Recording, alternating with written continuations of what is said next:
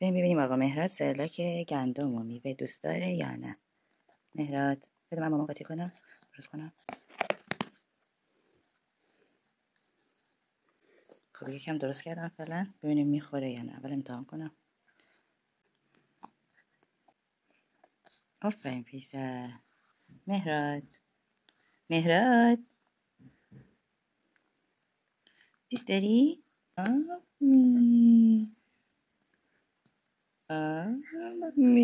خب مورد پسندش واقع شد. دوست داری؟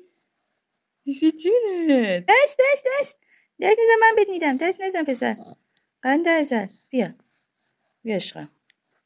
میشه جون پسر. جانم جونم بدم الان. چش ارزش غذاییش هم مثل سرلاک‌های دیگه است. آهن روزانه و ویتامین و ماده معدنی.